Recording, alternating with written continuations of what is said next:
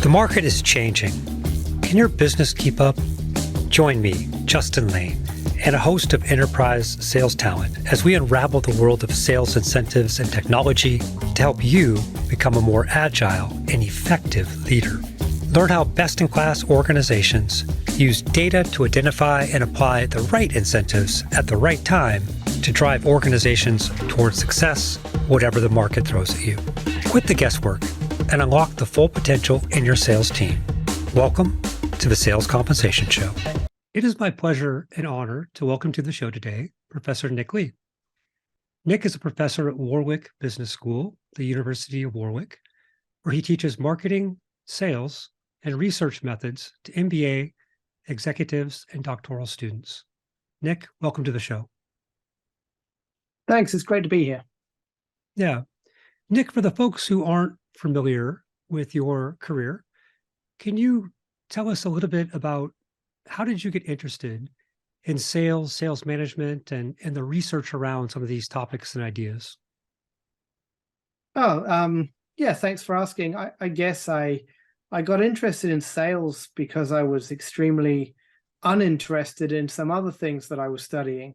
And it so happened that someone gave me a good idea and suggested, well, why don't you pursue this idea rather than this thing that you're so obviously bored of? About a year into my PhD process, and I was thinking at the time that marketing strategy was not really the place I wanted to be, and I'd always been more interested in psychology and that kind of stuff, and I'd spent time in sales myself, and a really bad door-to-door selling job of visiting restaurants and bars trying to sell artistic works. These chalkboards that people did the menus on. I was also an artist in a previous life, and because I'd studied marketing, they gave me the sales job instead of the art job. So it was a horrible period of my life, and I went back to the university and ended up in a PhD in studying marketing strategy. And my supervisor said, "You seem really bored of this topic." And he was right. So we had some conversations, and it turned out sales was really where the interest was.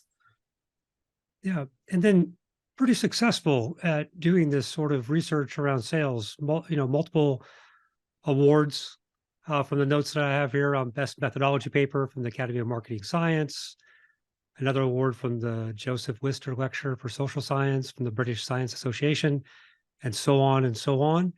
What is that internal motivation to keep exploring, to keep researching? What drives you?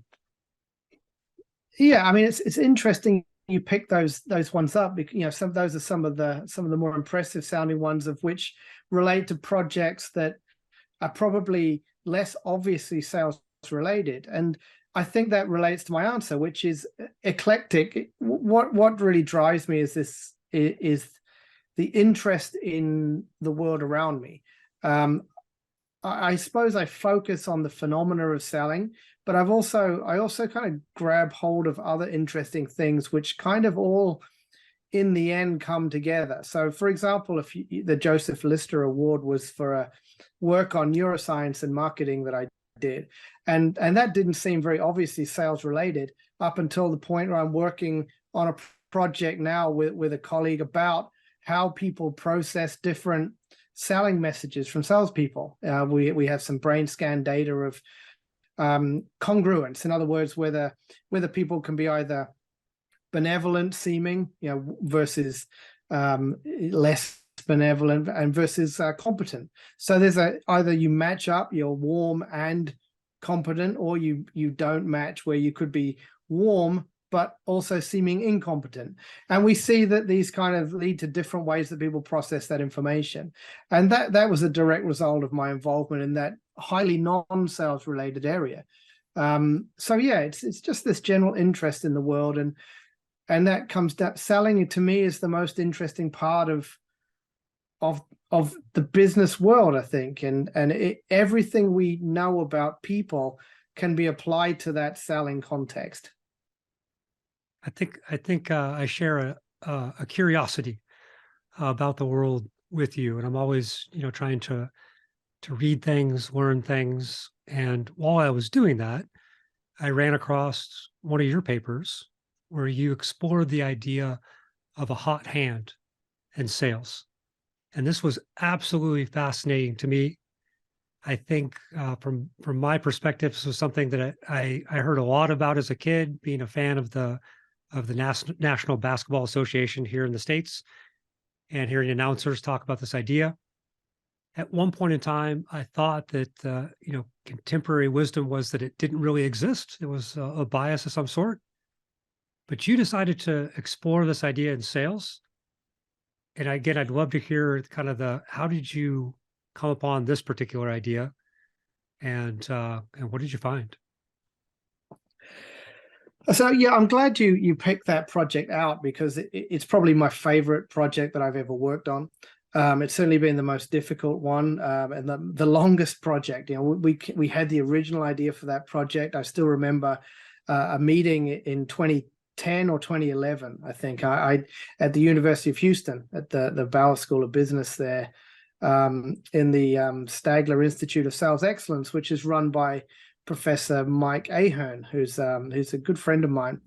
And I went over there on my sabbatical from when I was working in the UK. I went over there just to learn from him. We learned the way he did things and learn the kind of research. And one of the first few days, we sat down and had a talk about things we're interested in. We're both big sports fans. And he had a student working on intuition, which is Zach Hall, who's a professor at TCU now, an awesome project on intuition of salespeople. And in talking about that, we came up with these psychological phenomena that were interesting. And one of them was the hot hand, and because all of these psychologists they were all working in that same kind of area, the idea of human biases and pattern recognition, and hot hand interested us because it was, exactly as you say, something that had a really well accepted psychological opinion, which was that it doesn't exist, that it's just a human bias. In other words, we're biased to see patterns in performance or in any kind of data sequence, yet those patterns don't really represent anything different from the long run average. And you think about that in basketball scoring or whatever.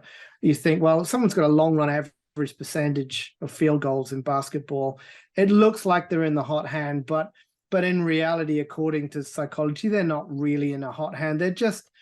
We're just seeing this short run pattern, but it's not representative of any change in state. So you can't use that information to predict the likelihood of their next shot going in any more than you could use their overall long run field goal average, right? So if they shoot at 50%, the fact that you think they're in the hot hand doesn't mean they're more likely to shoot the next basket. That's the theory. That's what your listeners might have heard of Kahneman and Tversky, and Tversky published a very influential paper in the 70s about this, using free throw data and various other basketball studies to show in his mind that this didn't exist. It was a bias. And the more we talked about it, myself and Mike, the more we thought that this just can't be true. In reality, that it just can't be correct to say that there's no such thing. Because when you think about it, that means that your kind of psychological state couldn't really have any influence on your transient performance. And we know that people who are more confident probably perform better. It certainly feels that way. So we thought to ourselves, both of us are pretty contrarian people. We like disproving stuff and showing that there's a different way of looking at stuff. And we said, let's study that. And if to study that, what would we need? We'd need a big data set of people's real calls, right, in sales. And it so happened that coincidentally at that time I had access to that. I had a call center company in Europe that was very keen to do research with me, and they'd agreed to give me their records of their call centers for as long as I wanted. And we ended up using 3 months, which was a kind of campaign for a product. It was outbound calls, and we had all of the calls, probably I forget the exact numbers now, and probably if someone reads the paper, that they might find it totally wrong. But you have many thousands of calls for about 100 sales reps over 3 months, and we had every call, how long it lasted, what was the result, all of this CRM system data, and the thing that's changed between now and the 70s is the statistical methods we have access to are way more sophisticated. And actually, if you reanalyze some of that original data from the early studies, you do find the effect, the hot hand effect, because of the way that we can do things now. We can remove biases. We can do things in a much more sophisticated way. And it turned out that we could find an effect that people did seem to change these states from being hot and being cold. You know, it's something we found which no one has really talked about. And the weird thing is, it turned out that about the same time, quite a few other teams seemed to have this idea that we could show hot hand existed. No one really looked at it in business, but there were a lot of other sports studies that came out.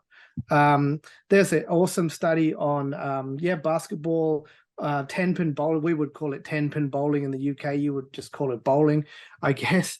And a bunch of other studies that showed how the mathematics of the original studies is just not right. So that it's actually more likely that the hot hand does exist than doesn't exist. So if we had got our paper accepted straight away, we would have been the first to show that, and maybe we would have got a Nobel Prize, but I doubt it. But we now would claim to be the first to show it in a business context with a real world job, as long as you don't count poker as a real world job, which is debatable, I guess. So that's the story. I mean, long-winded, I suppose. And we created an idea that you could actually, because we showed them in the paper, we show the mathematics of predicting whether somebody is in a hot hand or not with the equations. And we showed a way that you could integrate those equations in a management information system, where in a real-time sense, you could get an indication, if you're a manager of a call center, for example, of whether your salespeople were in a hot state or a cold state, and whether they're transitioning as well in real time. Not that challenging to do that if you're I guess a programmer, to actually integrate that. And we haven't tested anyone who's integrated it in, but what we did was we simulated the same call center, but if they had used our management information system, they would have increased their sales by about 15% over the course of that 3-month period, if I remember correctly, the exact numbers. So out of curiosity, so my first thought, as you described this, thinking about the idea of incentives and compensation, I go, is there any way, through extrinsic motivation, to extend or amplify the hot hand? Yeah, I have another question based on this 15% increase, which is pretty significant for a lot of companies. But to the first question, any thoughts around that? Yeah, the biggest thing that we found that I guess changed the state was interruptions. So one of the lucky things we had was that our call center company was split into 2 buildings. One which was a brand new kind of purpose-built building where, the classic, if you've ever been to a modern call center, you know what it's like. It's kind of open plan. People are in a sort of relatively shared environment. They have, nice social break environments, places to talk and all of that stuff. So naturally, people are getting interrupted socially a lot. When they have their breaks, they're interacting with people a lot. The other building was like a repurposed office building where you had people that were much more singly located. They didn't have these kind of joint break times. They had, they had a little kitchen which they could go to and make coffee and stuff. So all right, they didn't have the same amount of social interaction. And we found that the effects of these sequences were much stronger when you didn't have the idea of social interruption. Now, you might think the original idea that people might be thinking now is, well, that implies that the social call center idea is kind of wrong because people will get broken out of their hot streaks. it's not quite as simple as that, because in a typical call center environment, you actually go on cold streaks way more than you go on hot streaks, right? And it turns out that this social interruption effect is much more likely to break you out of a cold streak than it is to break a hot streak, right? So we found this kind of differential effect of social contact. In fact, in these social interruptions seem to break the negative kind of momentum effect.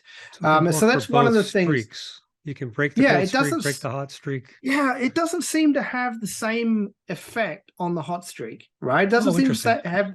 Yeah, now I would caveat that a bit, because I would say we didn't observe as many hot streaks as cold streaks. So it could be that in an environment where hot streaks are the norm rather than cold streaks, we might have more data on the breaking of hot streaks, and we might find an effect, but certainly we found a strong effect on the negative streak, right? It really, and so to the extent that I've actually done this presentation to call center managers, and I've said, you should monitor whether your people are failing over and over again, and if they are, you should give them a break. And of course, I did this maybe 6 or 7 years ago, very naively, and there was a sniggers around the room, and I'm like, what's the funny thing? It's like, well, that would take 5 minutes for our people to learn how to game their system by just putting the phone down 5 times in order that they get a break. I was like,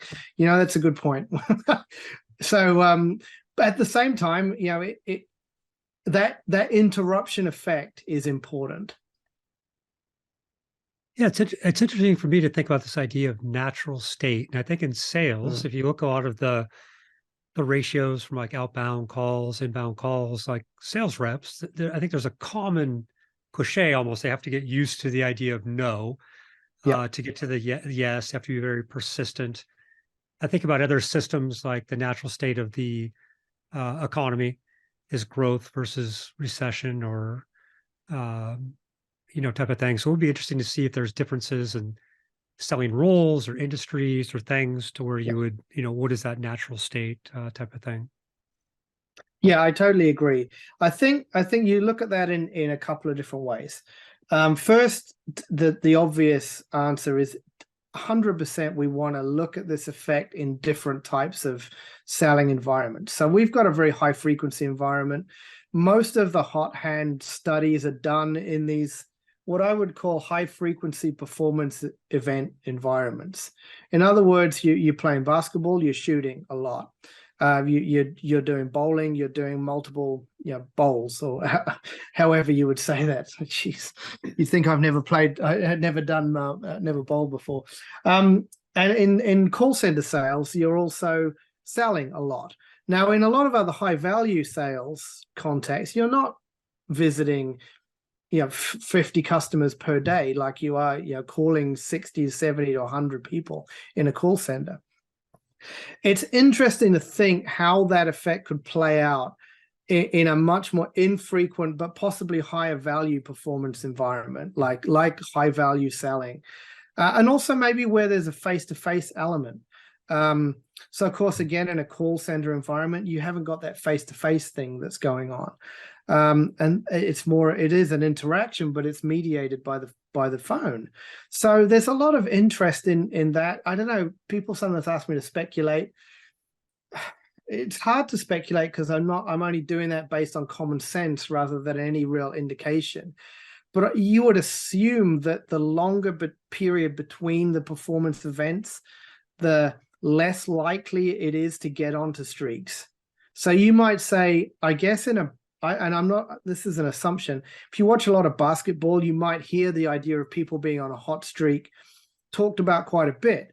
But if you're a soccer fan, because you're talking about goals being a very infrequent event, they aren't talked about that often. And we spoke about that as well when we talked about in the UK, the idea of hot hand is not well understood. People do talk about streaks, but also that's pretty uncommon. So, and I think a lot of that is because you don't really hear of soccer players going on streaks very often, even though you might hear about it maybe 2 or 3 times a year if you follow a particular league. So in fact, I'm thinking about it.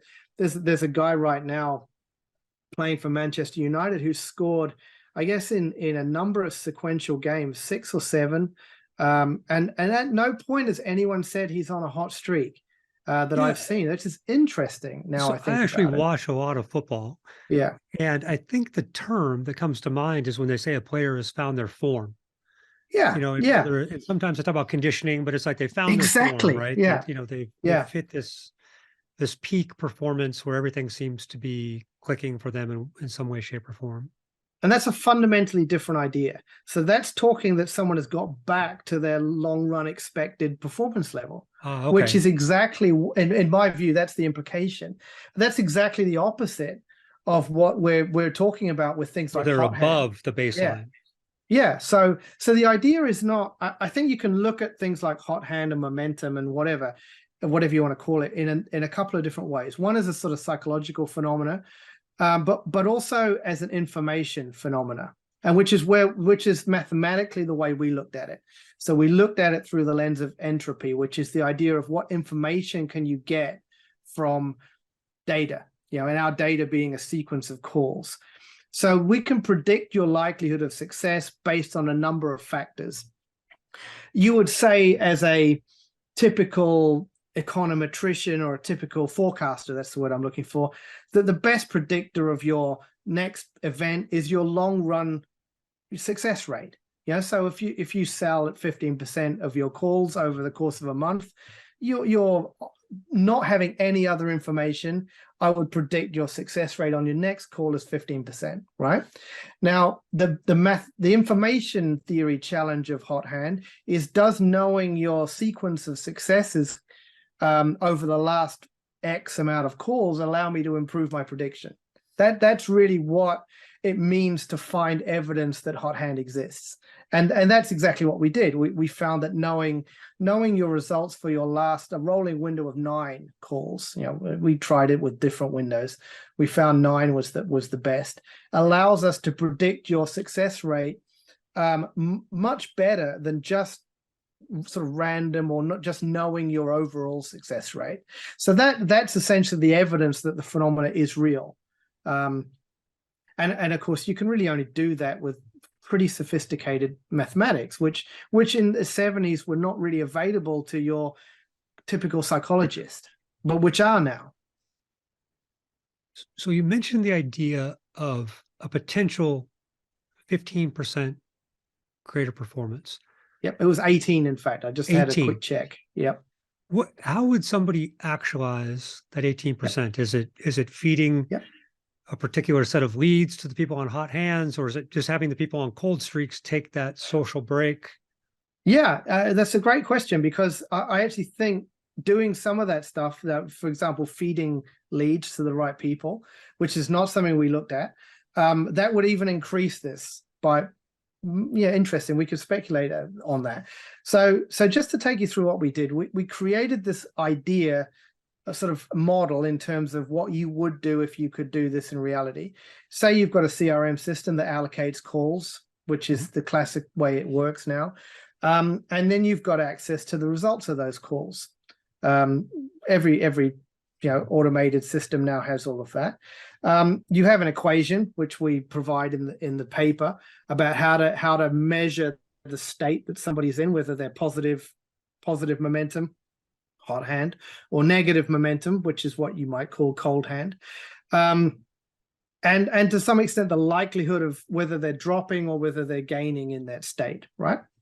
So at every call, we wait for a set amount of calls to happen. So, the rolling window has to happen first. And then you get a number. That number then, I guess, takes you through a simple decision logic, whether you allocate them another call or allocate them a break in calls. And that is either whether their state is increasing, hot hand, you keep allocating them calls, or decreasing. Either it's dropping out of the hot hand, you give them a break, or it's entered the cold state. Now, obviously, again, if you're a call center manager, you're poking holes in that right now, and you would have to do that in a realistic way, because you can't just keep giving people breaks every time they keep failing. A, because they game the system, but B, because there's the amount of failure in a call center is so high that people would be taking a lot of breaks. But that is a very simple way of doing it. It's a simple way of implementing an equation which obviously the more data we get over time, the more accurate that equation gets in predicting whether they're in the state or whether they're out of the state. I don't know if that was a useful way to explain it, because I could probably try it again. Did that work? Yeah, no, I think that makes sense to me. Yeah. My head went someplace where I said, is this an argument for return to office for call centers? Yeah. It's a great question, because I answered a similar question when I did another talk on this project sometime last year. And it was a question from someone in the audience, which was like, how does this apply to remote working?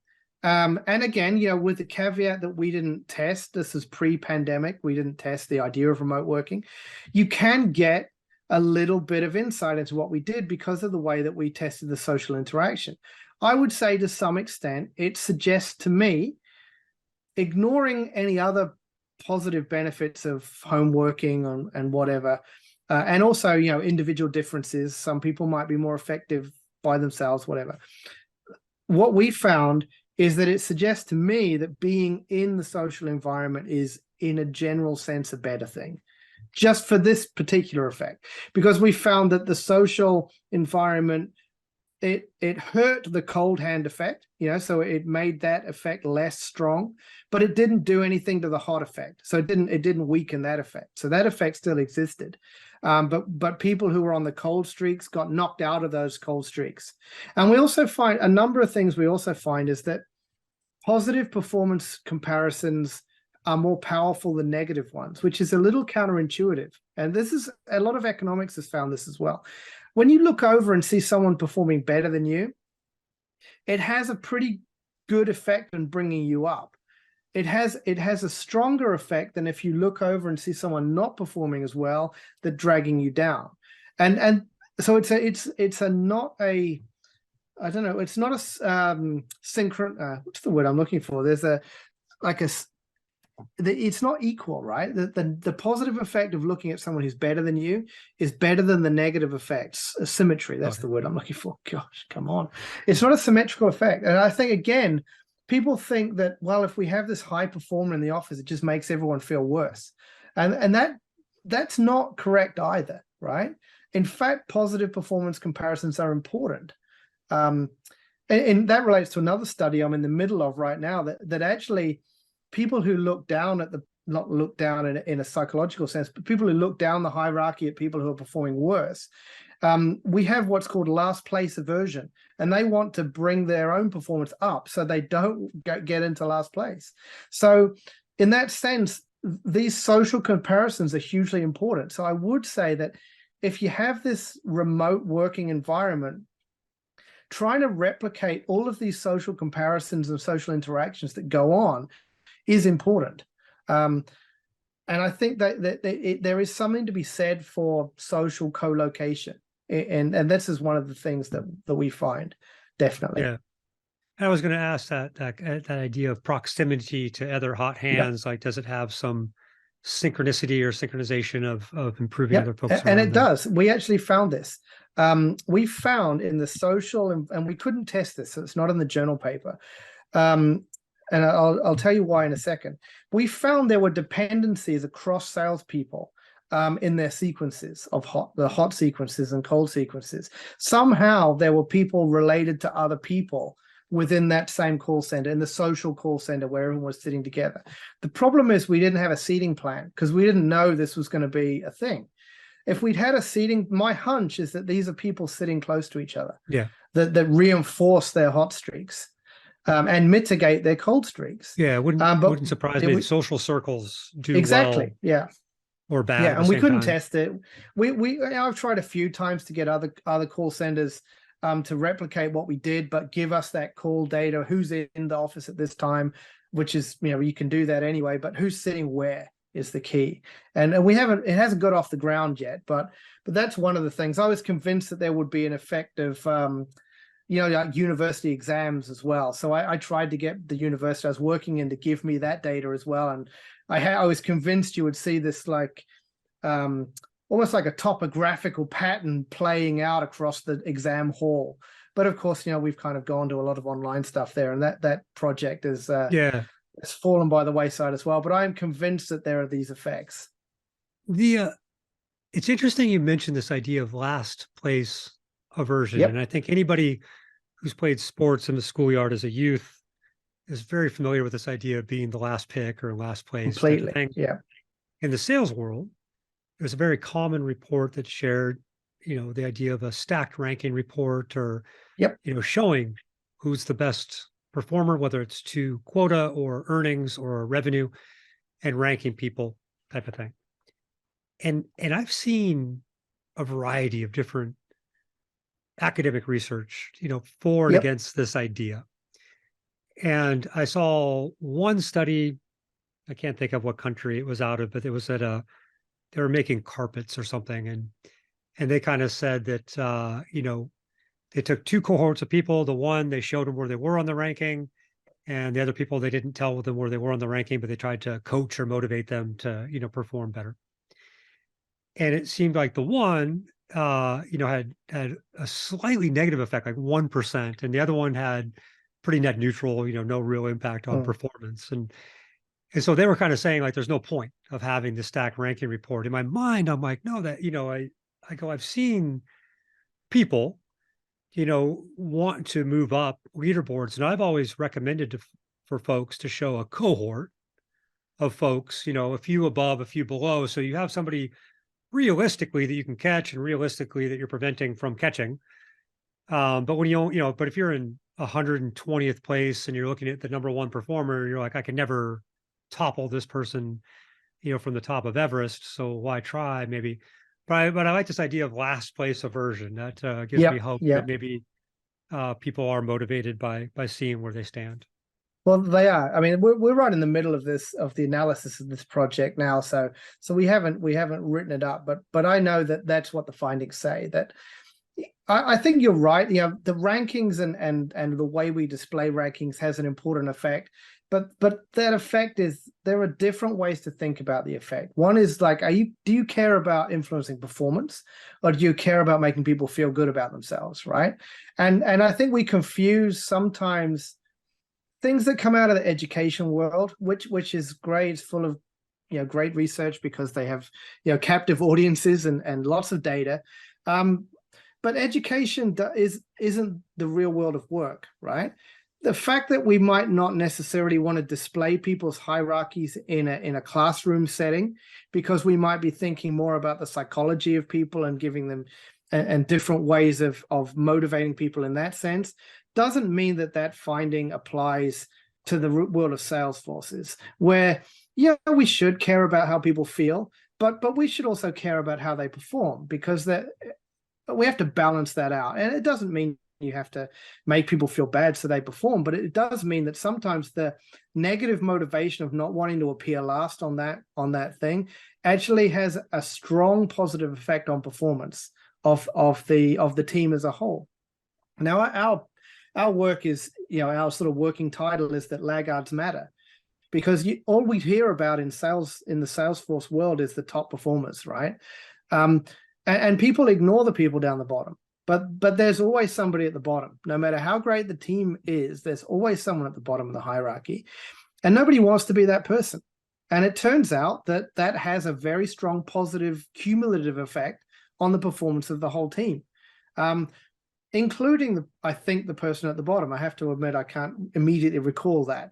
And that suggests to me that a positive message, not a negative message, that everybody in a team plays a really important role in driving the performance of that team upwards. I think you're right when you talk about this sort of 120 place hierarchy. It doesn't do much for the people down in the bottom 5 to think about the person at the number 1. If you've got 120 people you're comparing yourself against, but it definitely matters to compare within that cohort. I think that is, and how we structure last place is interesting. Actually, I haven't thought about that before. Is it last place within the cohort? Can we manipulate that effect so we could even get a little bit of last place aversion from that top 5? They don't want to be number 6. I bet you we would find that. I'll have to go back to the team. It makes me think of like a lot of Olympic medalists. The people that got the silver medal, or the people that somebody came in 4th. They're at the pinnacle of their sport, and they feel massively depressed. Exactly. Of getting 4th place. Being 4th best in the world at their event, type of thing. For them, last place. There's a great right? study about that. Yeah, there's a great study about that. In fact, that slightly contradicts me, I have to say. That shows that I think bronze medalists are happier than silver medalists. Typically, I think that's correct. I'm just trying to recall that. The idea is that the silver medalist has just missed out on the gold, right? Whereas the bronze medalist is actually not. Actually, maybe it agrees with me. The bronze medalist isn't 4th. So maybe the way you could spin that it does agree with. I'm not contradicting myself at all. So that's kind of a cool. I'm just parking that in my brain now to look into that and see whether we can use that finding. But that's a pretty well-known study. Yeah. You're making me think about too. I haven't been a huge fan of team-based incentives in the selling world. Kind of this idea, if it takes a village to sell it, then let's pay the village. But I've always kind of thought about this idea of a free rider effect. Like, is it everybody feels like they're putting forth the most effort and that somebody else is not working as hard as them in some fashion. And so is a team incentive motivating in some way? But this idea, maybe if there's not a tremendous amount of differentiated performance within the team, that this idea of last place aversion can help bump up the people at the bottom, type of thing. That's interesting. Yeah, I hadn't thought about that. Team compensation was a big topic when I was starting out. That we should reward people by teams because that kind of influences more pro-social behavior. And also the idea that, a lot of high-value products are unpacking whose responsibility for the sale is difficult. And also, if you just reward the salesperson, that kind of doesn't recognize all the other people that are involved. I think, again, in some circumstances, that makes a lot of sense. Where, as you said, if it does take a village to sell that product, you reward the village, not just the person at the end who shakes the hand.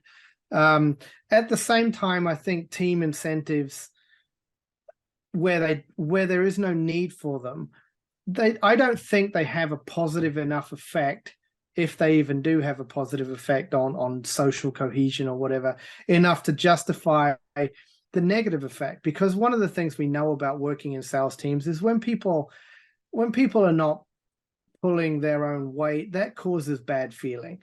And I think there is fairly good evidence that team incentives do increase free riding. Because of course they do, because opportunism is always there. All right. One more question, then I have 2 questions that I like to ask all the guests that come onto the show. The next question, maybe it's a topic. We'll see where it goes. You and some colleagues worked on a paper around intrinsic and extrinsic motivation. I'm very interested in the idea of extrinsic motivation. Occasionally, I'll come across articles or blogs or posts where people say, hey, extrinsic motivation, just flat out doesn't work. Thoughts on intrinsic versus extrinsic motivation? Are we in the right ballpark in sales compensation at all, or are we crushing people's intrinsic motivation by paying them to sell? Are we getting it right at all, or are we barking up the wrong tree? I think that's an awesome question, because it cuts to the heart of the phenomena of incentives in sales compensation, but also in what we can learn from research in other fields about what we do in the sales incentive practical field. And it also cuts to the heart of what business research can do. And I sit there and I think, if something is being used by every company in the world, and it didn't work, the companies find that stuff out pretty quickly, right? If extrinsic motivation, in other words, monetary incentives didn't work to improve performance, yeah, okay, companies get things wrong, but every company doesn't get everything wrong for 50 years, right? Someone would have made a lot of money out of a different idea, and then it would end it. So we wouldn't be doing it. So of course, extrinsic motivation works. The question is, and then you're kind of probably referring to a fairly famous study, again, in a sort of educational or a childhood development context, where, when people choose to do an enjoyable task like drawing or drawing pictures, if we start rewarding them for that task with some kind of extrinsic motivator, their intrinsic enjoyment of the task disappears. And that effect is fairly robust, fairly well established. But does it apply to this context we're talking about, sales force compensation? Only to a very limited extent. And this is how I always look at, because I do a lot of reading in psychology, and I try and read very broadly, as you might find out if you ask me about books I read and recommend to other people. I read very broadly, and if you do that, you have to have this kind of understanding of what the context of the findings you're reading about is, and is there something about that context that makes applying it to Salesforce or any other business context challenging. And this is a great example, because if you think about the studies were done with kids. Inherently, there's nothing wrong with studying kids. It's just really difficult. But they're doing something they chose to do, right? There was no expectation behind that. They're just doing something fun, right? Coloring in pictures. I have a 2.5-year-old. He loves that kind of stuff. And yeah, so what you've done by giving them an extrinsic reward for doing that, you have changed the assumptions of that completely. You've changed it from one type of task to a different one. That's not directly applicable to what we do in selling. Yes, I'm not saying people don't enjoy selling, right? So there's an intrinsic enjoyment in selling. And also that I'm not saying that some people didn't go into selling because they enjoyed it. That's fine. At the same time, we didn't go into selling just because we enjoyed it. It's not the same way as saying, I'm just going to pick up this coloring book and do it. We went into selling because it's a job. So there is an entirely different expectation of that task. So that task is fundamentally a purposive task. So I'm doing a job. I'm expecting to be rewarded for that job extrinsically. So whether the effect of sucking the enjoyment out of the task, to be dramatic, would exist in a sales context, I would strongly question. I'm not saying there might be things we need to think about how we motivate people, but I think that it's naive to assume that we can replace extrinsic motivators like financial incentives solely with intrinsic motivators like, let's make your job more fun. Because what you would then be doing is taking away stuff, not giving it. You'll be saying, well, I'm not giving you that bonus anymore. I'm just giving you like a cool beanbag and a PlayStation to play with when you come into the office. That's not going to work, right? So I don't question that finding. I question whether it's directly applicable to what we do. And I think that not just knowledge, but also experience tells us that extrinsic motivators work, but that what we can find out about the intrinsic nature of the job is that some people enjoy it, and you do have to be careful about sucking the fun out of the job by making it all about money. And that we do see that. I think most people listening to this can probably remember when that has happened to either someone they know or in a different context. And I've seen it happen in my job where part of what we do is write research papers. Yes, we get rewarded for that as part of our job. It's really important. but it's fun. It's glory. You get to talk to interesting people about what you did and in podcasts, etc. And you get all of these kind of intrinsic glory motivations. You go to a conference and people say you're great, blah blah blah. It does happen sometimes. And then I was at a university that said, well, we're also now all of a sudden we're going to give you some money for doing that because we really want you to do more of it. And all of a sudden, yeah, I saw that did suck a little bit of joy out of that task. For some people, not everybody, but I saw that effect happening. So yeah, the effect exists. In a sales context, I question whether it's anything you need to worry too much about. All right, good to hear. I hadn't thought about the idea if every company's doing it, could every company be wrong? Kind of that as a proof, right, of something is probably the right way to think about it or go. Companies are not stupid, right? There's a survival of the fittest idea. If something's not working, ultimately, everyone, I know it sounds super naive, but we're talking about 60, 70, 80 years of compensation in sales forces, right? If it didn't work, somebody would have found a way that did work and would have made a lot of money out of that. Yeah. I'll share an interesting story, then I'll ask the final two questions. Cool. But the other day I saw a statistic, and I can't remember the actual statistic, but I went to go see where they had referenced it from. It took me from one website to another, and the quote of a statistic kept changing a little bit.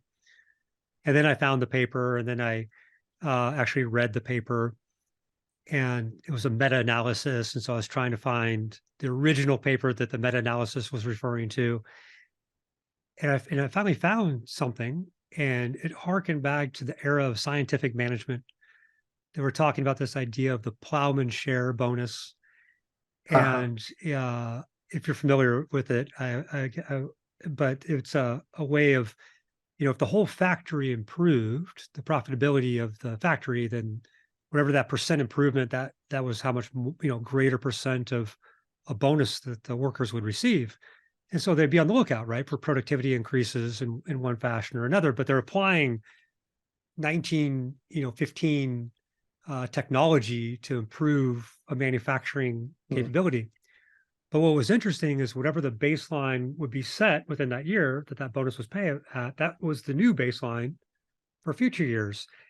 And one of these light bulb moments, goes off where I'm like, oh, this is how 90, I'll say 90% just to be conservative, but I would say 95 if somebody pushed me, of how companies set individual quotas or targets for reps. You achieved this number in sales, well, you get plus 10 or plus 20% on top of that without thinking about, what's the potential of the opportunity? Are they going to get better at their job magically and sell more type of thing? But my whole point around the story was I see a lot of statistics that people misuse in marketing. And as you start to go down this rabbit hole of where did it come from, there's certainly some liberal usage of statistics. Yeah. Truth lies in statistics. All right. Final two questions. First one, if there was somebody you could pick in the world of sales management, or in the academic world, who would you take to lunch? I think the answer to that depends on whether they have to be alive or not. I think, well, talking about someone who's alive, I would definitely love to spend time with Daniel Kahneman. I think if we're talking about incentives or any kind of human behavior, I would love to speak to him, or well, maybe Richard Thaler. I love the nudge stuff that he did, and that really opened out a whole new way of thinking about what we do, both of the, in their own different ways. They opened out a completely different way of thinking about how to study people and the sort of things we should study. If we expand that out to people that are no longer with us, I think it'll be Richard Feynman, the physicist who worked on the Challenger inquiry as well. And what I love about that and found so inspirational is the way that this was a person who's a theoretical physicist who also, just by thinking clearly about a terrible situation, the Space Shuttle Challenger disaster, came out with, or heavily influenced our theories of management, the idea of groupthink and stuff like that, and various different ways we think about how we all kind of convince ourselves of the wrong way to do things. And I think that we probably, as a discipline, academically, I don't think we spend enough time working outside our boundaries. And I wonder often whether we, in our professional lives, spend enough time looking for radical, crazy ways of thinking. And thinking is thinking. The topic it's applied to is the specialism, but the tools of thought, the rigor, that is transferable everywhere. I think I would love to spend some time with that guy. Okay. Last question. I sit in the library for work. This is kind of my day-to-day environment. I love to read. I used to read more, and this weekend I actually thought about the idea. I hadn't read a book this year in 2023, so I pulled something off the shelf and read it, and took some notes and found some insights from it that I hadn't seen before. I always think as you read books in different points in your life, you get different things from them. But with that being said, if you could recommend any book for somebody to go read around the topic of sales management, incentives, what might that be? I think again, I'm going to come at it from what I call a horizontal perspective, not a vertical perspective. Looking broadly. So I would say, I guess I would say Thaler's book Nudge, Thaler and Sunstein's book Nudge. I mean, a lot of people will have read that already. I still think it's compelling. I think Kahneman's Thinking Fast and Slow, again, a lot of people would have read that. From the psychological perspective of working out how to understand human behavior, those books are fantastic. I think in a broader sense, I think if we're looking at incentives, the more comfortable we are with numbers, the better. So the book that's influenced, probably the book that's influenced me most in the last year or two is a book called The Art of Statistics by a Cambridge professor called David Spiegelhalter. It's an absolutely fantastic introduction to the way of thinking about analyzing problems statistically. And it's got some amazing examples about how we could use data to improve the way we think about it. And then there's also a book. I'm also heavily into the idea of thinking about the whys of things and causality. So if we, again, all we're doing with incentives is trying to cause stuff, and causality is it's a deeply strange idea of understanding one thing that causes another. How do you do that? And there's a good book by a guy called Judea Pearl, a computer science professor originally. It's called The Book of Why. It's a popular kind of it's aimed at your regular person. He has a lot of very academic stuff. And I guess the final one I've actually got next to me. I have a pile of books that I haven't read next to me, and I come up with these strange ones, and it's this book here. It's called Why Greatness Cannot Be Planned: The Myth of the Objective. And again, it's strangely enough by a computer science professor, and it's a lot about this sort of tyranny of objectives. And I think, again, in a world of incentives, we are ultimately setting objectives. And it comes down to this: every time I go to a sales kickoff for a company, I'm always smiling about that they setting, okay, you did this last year. No matter what the environment is like this year, it's always, so we're going to do 10% more. And I always look at the salespeople and their faces are like, okay. But it comes down to, well, everyone does it. I'm surprised that if it doesn't work, I would be surprised if why we all still did it. So that's something I would love to look into, but that book's a little bit about that. The idea that, do we really need to objectivize everything? And in fact, is there an argument that not objectivizing things leads to better outcomes? And I'm not 100% convinced, but I think it's a very cool argument about that. I was funny enough, I was thinking about this idea recently with the New Year's, the idea of New Year's resolutions. And again, there's plenty of statistics and different things out there, but I think on average, it seems like about 92% of people don't achieve their New Year's resolutions. Yeah. And then I think about, sales goals and quotas, the targets that people set. And, people, depending upon the survey and the sampling of what they took, people will say, oh, 50%, 60% of reps, made their quota Mm, last year. And they'll, bemoan this fact that why can't we get more people to hit their number? And I'm like, well, relative, for if that's an annual goal relative to like the individual goal, that could be really important to somebody, based upon their health or their relationships or something like that. mm. I go, that's a pretty impressive, degree of performance, but, Yeah, how do we improve it, even more? And it's like, the idea of, is it try to set better goals or think about how to continue to motivate people to hit these goals? Or and then this is kind of what I said, where I was thinking about the same idea, or is it, maybe it's better not to have goals, when it comes yeah. to that. And you're We're still terrified measuring of that, people in though. some Yeah, way, right? But can you have better performance without yeah, this elusive goal? Because at some point in time, I always feel like it's a binary belief. People either believe they can hit it or they don't. And the yep, minute they don't, I feel like they probably disengage to some level. And maybe, on the far end of it, they start to become toxic in some way by complaining to their colleagues or peers that I'm never going to exactly. hit it. Nobody's going to hit it. It's Yep, impossible. Management, yep. ridiculous. And does it have this effect of, pulling Yep. behavior around them down type of thing? But I don't know. It's I something think I've been that's thinking about. true. Yeah.